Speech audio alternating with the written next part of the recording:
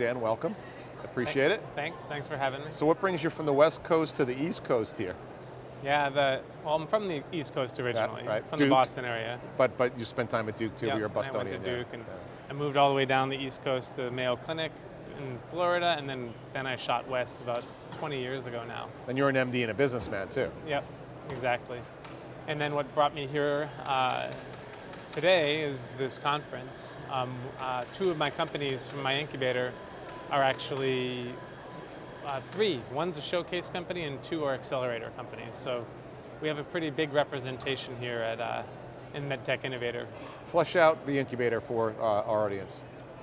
Yeah, so we were an incubator in the traditional sense for the last 13 years or so. I've been focusing on that full time. And we generate technologies internally or take technologies that are brought to us, and then we'll provide the infrastructure for them to grow and thrive. And in a couple cases, we've had projects that we've stopped working on, but in most cases, we get the proof of principle and bring it forward and find investors and carry it forward. And you've been successful. I mean, one of the, a number of them, but one of them right now that's enjoying a lot of focus is in the data play, the predictive analytics play, and has a really nice trajectory going on right now. Yep. Potrero with Joe Urban Yep. and the team there, and Fred Mole sits on the board there, Yep. right, as well as you. Yep. Yeah. So that's Potrero's been great. It's and as you said, it's a data play. And that's a common theme amongst many of the incubator companies. It's taking data and ideally unique proprietary data streams and using them to provide actionable clinical data to the clinician. There's an expression, data is the new oil.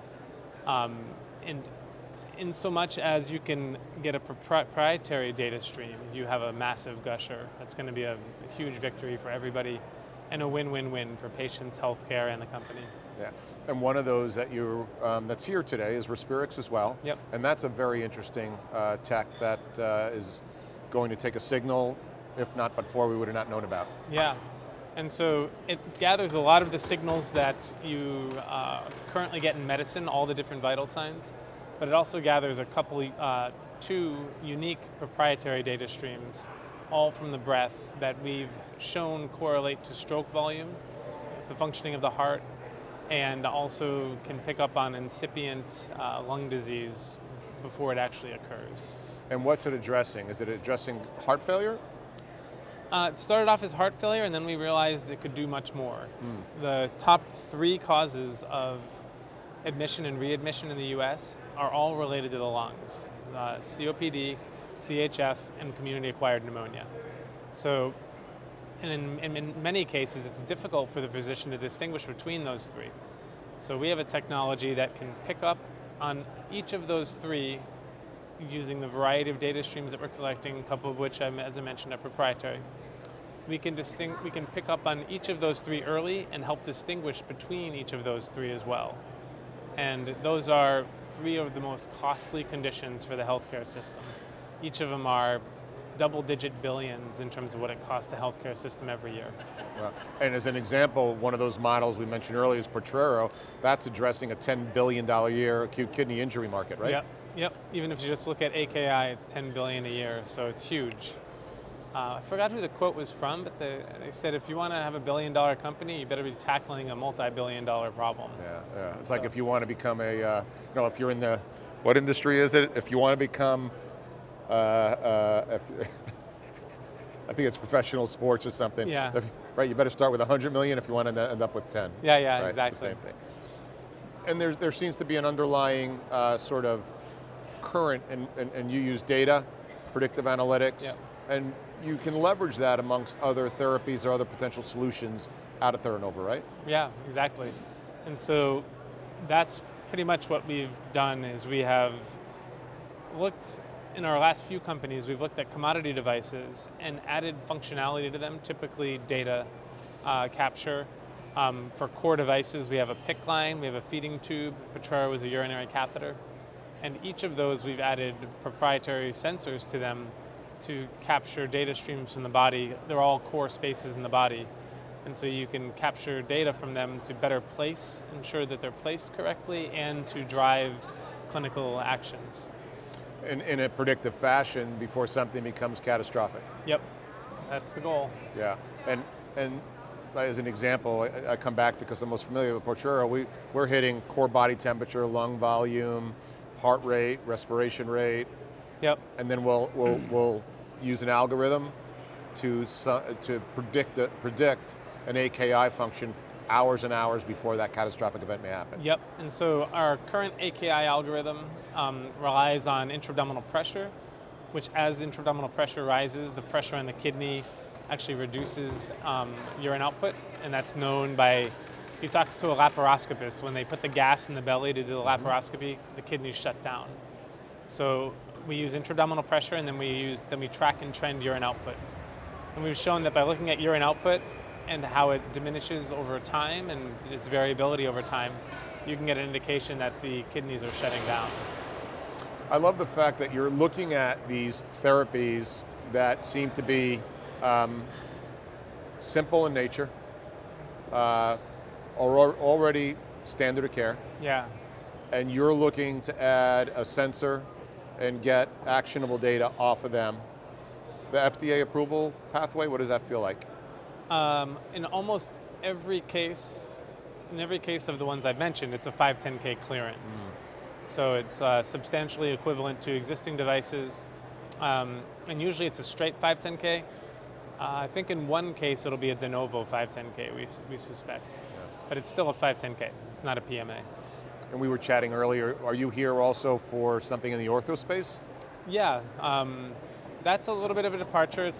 There's not much of a data play there, but there is my partner in Theranova, Dr. Shane Mangrum is a physical medicine rehabilitation doc, and he has come up with a technology to take NASA technology that they use in the space station to reduce back pain and reduce loss of bone using vibrational energy that they apply to the astronauts.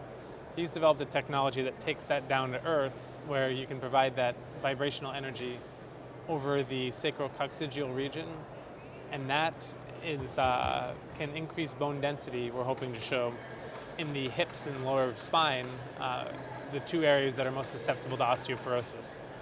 Osteoporosis, 10 million patients have it in the US. 40 million have osteopenia, which is low bone density but not qualifying for osteoporosis, not actually meeting the criteria for osteoporosis. Those patients have no options right now beyond high impact exercise, and people had thought multivitamins and vitamin D. Vitamin D yesterday, there was a 771 patient longitudinal 2-year study that unfortunately showed no benefit of vitamin D in bone density. So they now have lost yet another option. The only option that has any impact is high impact exercise, which is hard to comply with and is difficult, and some patients simply can't do it. Let's just think about that geriatric market in general. Yep. And with the population aging up, Yep. that sounds like a pretty big market. Yeah, and the NIH recognizes that, and it recognizes that it's a big problem, so that company has received $2.2 million in NIH grants to conduct the studies required to get it across get the clinical data that'll help us drive through the 510K clearance. Is there any market in particular, and you're prolific in your startups, Thanks. is there any market in particular that you're fond of over the next 12, 24 months that may be a non-obvious in the marketplace today? I would say one of them is, I would say it's probably the ICU and critical care. I do believe that there's lots of ways to take patients that are suffering and spending more time in the ICU and having suboptimal outcomes, and giving them better outcomes, having them spend less time in the ICU, and also providing better care for patients that don't have access to the state-of-the-art ICU that they would get in the urban areas. So again, it's Theranova's mission to improve outcomes, reduce costs, and expand access to care. If somebody was interested in learning more about Theranova, what's the best way to do that? Just reach out to me, Burnett at theranova.com, and definitely like to continue a conversation. Yeah, and I've been in House Theranova a number of times, and It's a really, really cool place. Yeah, Yeah. it's a little bit emptier now that Petrero's gone. They were up to 50 some odd people, Yeah. so when they left, we dropped back down to 30, and Yeah. you didn't have to wait in line for the toilets anymore. There was 2 of them, I think. That was crazy. Yeah. And, So. and the safe is the best conference room I've ever seen. It is. It's an ex-bank, right? Yeah. Yeah. Or it's actually was a canning company, Oh, okay. and they stored their money and their expensive canning equipment in there. It was from the Grapes of Wrath Cannery Row days.